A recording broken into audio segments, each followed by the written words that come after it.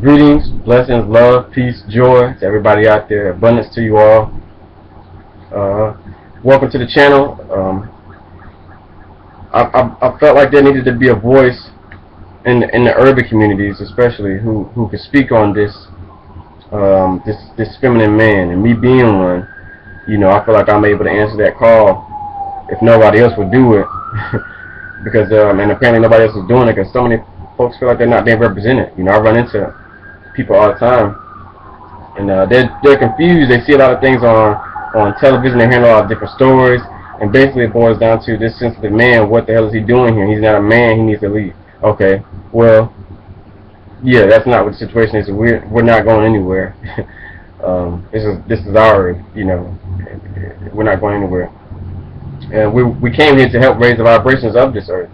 So yeah. Initially, what I want to speak about was I had this awesome conversation with a few people today, a group of people actually, and the issue was this female.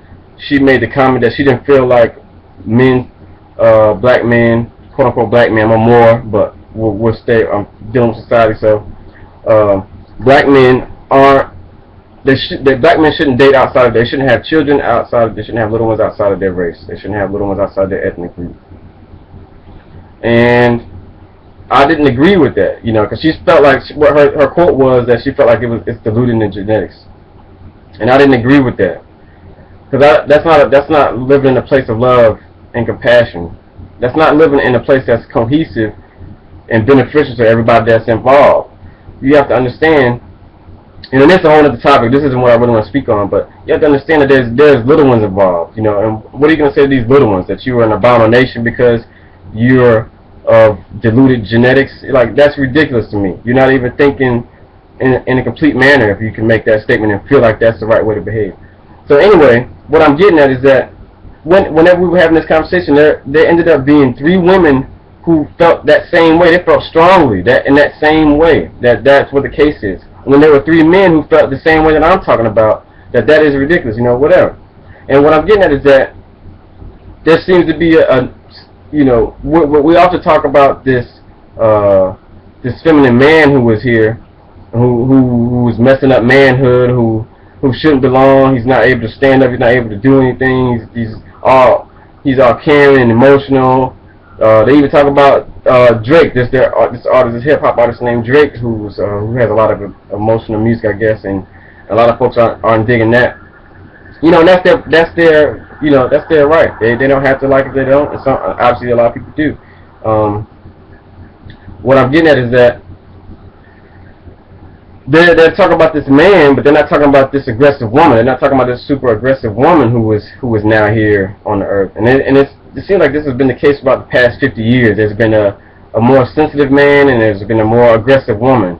And what I feel has happened is that the universe is providing this planet with individuals who are able to move us forward and advance us along, because we are being born with both halves already. We're being born with the masculine and feminine brain already activated, both halves.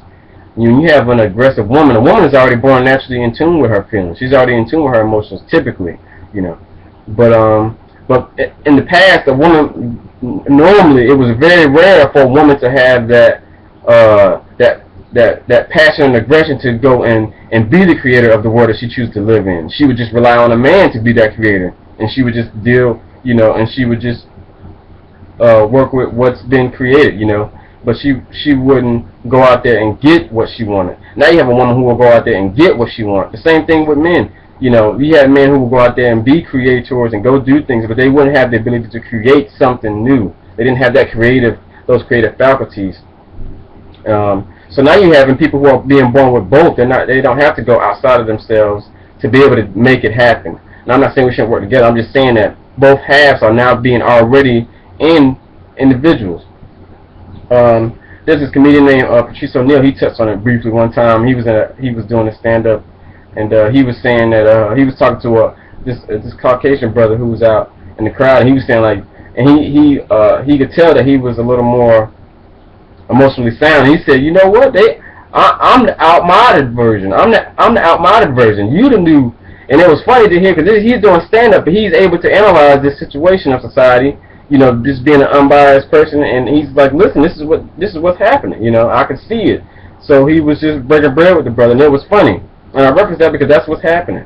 But we have a lot of people who are understanding these situations, and then they're mad, saying, oh, well, this brother needs to get more hard, he needs to get more hardcore. It's like, no, people are born this way. We are being born with our emotions intact, but also, oftentimes we're being born more feminine, and we have to learn how to become masculine. That's really what's happening more than anything.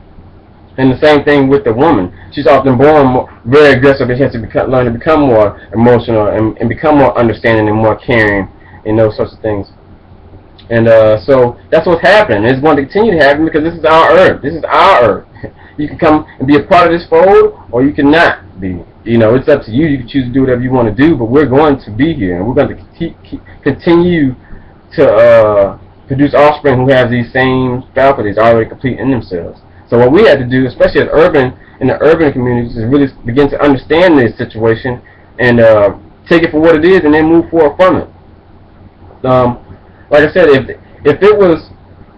the man of the past was the best version of a man, then they would have been able to get the jobs done that we need to get done in these communities.